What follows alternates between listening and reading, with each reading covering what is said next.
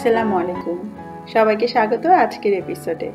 আজ আপনাদের জন্য ইলিশের খুব ট্রেডিশনাল একটা রেসিপি নিয়ে এসেছি, যেটাকে আমরা বলি ইলিশ ভাতে।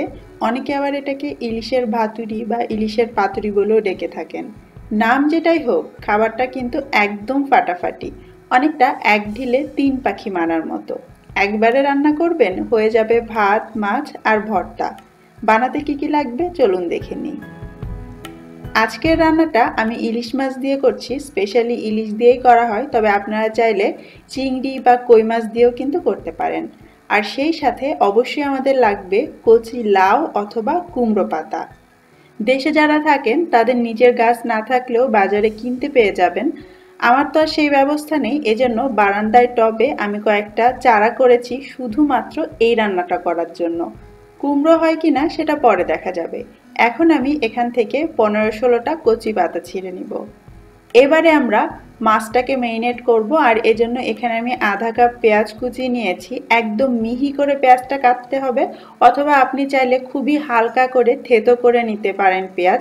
আমি এখানে দেশি পেঁয়াজ নিয়েছি 6-7টার মতো, সাথে কিছু কাঁচামরিচ দিয়ে দিচ্ছি। এটাকেও আমি পাতলা পাতলা করে চিড়ে নিয়েছি যাতে ঝালটা খুব ভালো মতো ছড়াতে পারে, সাথে মরিচগুলো যেন ভালো মতো মিশে যায় বা বেশি বড় দেখা না যায়। স্বাদ মতো লবণ দিয়ে দিতে হবে। আমি আপাতত আধা চামচ দিলাম, পরে আমি আরও একটু মিশিয়ে দিয়েছিলাম।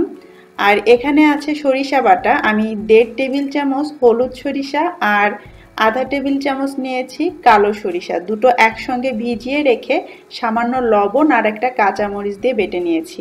লবণ আর কাঁচামরিচ দিয়ে বাটার কারণ এতে করে সরিষা তেতো হয়ে যায় না। এবারে আমি একটু জিরা বাটা দিচ্ছি।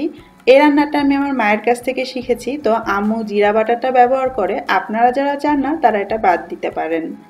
তারপরে এর মধ্যে একটু হলুদ দিয়ে দিতে হবে। আমি আধা চা চামচ হলুদের গুঁড়ো দিয়ে দিচ্ছি।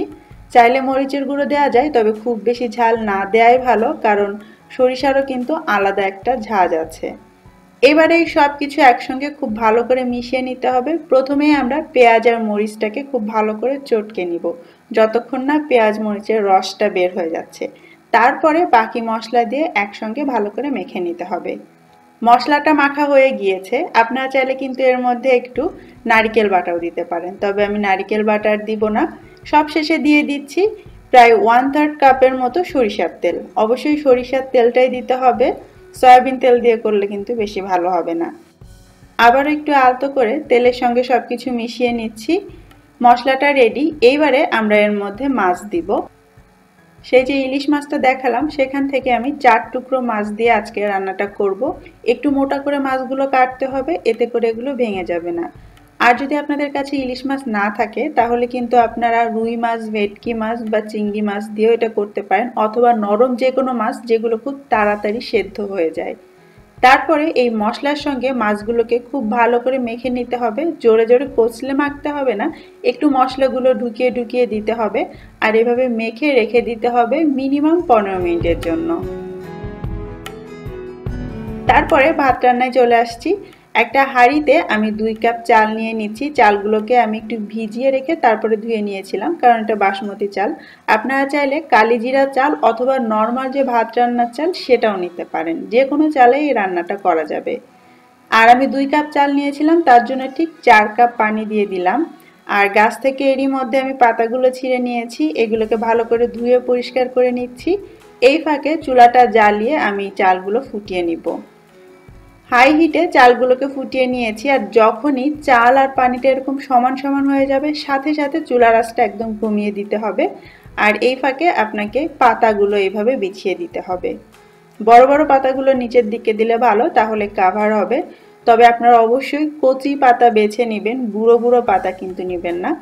পাতা 1 লেয়ার দেওয়ার পরে এরপরে সেই মশলা দিয়ে মেরিনেট করে রাখা মাছগুলো দিয়ে দিতে হবে। এই রান্নাটা এতটাই সহজ, আপনাকে পাতা দিয়ে কিন্তু এটাকে মুড়িয়ে সুতা পেঁচাতে হবে না, কিচ্ছু করতে হবে না। জাস্ট একটা জিনিস খেয়াল রাখবেন, ভাত আর পানি যখন সমান সমান হবে, সাথে সাথে আঁচটা কমিয়ে দিবেন, না হলে কিন্তু পানি শুকোতে থাকবে।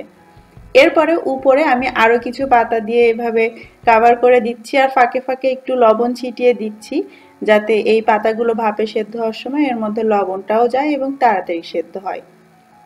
চুলার আঁচটা কিন্তু একদম লোতে আছে। আমি ঢাকনা দিয়ে ঢেকে দিচ্ছি আর অপেক্ষা করছি প্রায় 20-25 মিনিটের মতো, চুলার আঁচ বেশি বাড়াবেন না, তাহলে নিচ থেকে পুড়ে যাবে, পানিটা শুকিয়ে যাবে এবং মাছ ভাত কোনোটাই প্রপার সিদ্ধ হবে না। আর ঢাকনায় কোনো ছিদ্র থাকলে সেটাও বন্ধ করে দিতে হবে, যাতে ভাপ না বের হতে পারে, পুরোপুরি ভাপ ভেতরে থাকে, সব কিছু ভালো মতো সেদ্ধ হতে পারে। অপেক্ষার পালা শেষ, এবার আমি ঢাকনাটা সরিয়ে নিচ্ছি।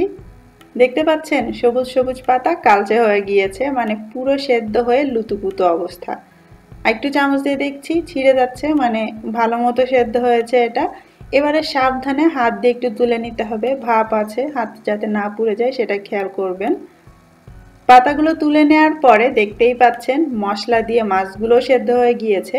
কোনো সন্দেহ রাখবেন না যে মাছ কাঁচা থাকতে পারে। ইলিশ মাছ সেদ্ধ হতে 5 থেকে 7 মিনিটের বেশি লাগে না, আর আমরা তো এটাকে 25 মিনিট রেখেছি। একদম সেদ্ধ হয়ে বাপ বাপ করছে। যাই হোক, মশলাগুলোও তুলে নিচ্ছি। এবারে সাবধানে ওই পাতাগুলোকেও তুলে নিতে হবে। হাতে ভাপ লাগছিল, তাই আমি একটা কাঁটা চামচ দিয়ে আঁচড়ে এভাবে এগুলোকে তুলে নিচ্ছি।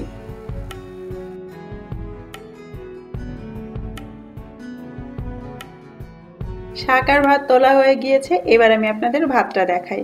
দেখুন কত সুন্দর ঝরঝরে হয়েছে। এখনো কিন্তু অনেক গরম, ভাপটা সরে গেলে ভাত আরও ঝরঝরে হয়ে যাবে। আর তাছাড়া এই ভাতটা খেতে কিন্তু খুবই টেস্টি হয়। এর মধ্যে যেমন ইলিশের সৌরভ থাকে, তেমনি সরিষা বাটা, তারপরে লাউ শাক বা কুমড়ো শাক আপনি যেটাই দেন, অসাধারণ। আর এই হচ্ছে আমাদের ভাপানো মাছ, আর এটা হচ্ছে শাক। আপনি চাইলে এভাবে পরিবেশন করতে পারেন, অথবা এই শাকগুলোকে একটুখানি ভর্তা করে দিতে পারেন। চাইলে এর সঙ্গে একটু কাঁচা পেঁয়াজ কুচি করেও দিতে পারেন, সেটা আপনার পছন্দ, আরও বেশি টেস্টি হবে অবশ্যই। ব্যাস রেডি হয়ে গেল শাক ভর্তা, ভাতে ইলিশ এবং সেই সঙ্গে মজাদার সুগন্ধি ভাত। এক ঢিলে 3 পাখি, অল্প সময়ে চটজলদি 3 পদ রান্না। কেমন লাগলো রেসিপি? কমেন্ট করে অবশ্যই জানাবেন। আজকের মতো বিদায় নিচ্ছি। আল্লাহ হাফেজ।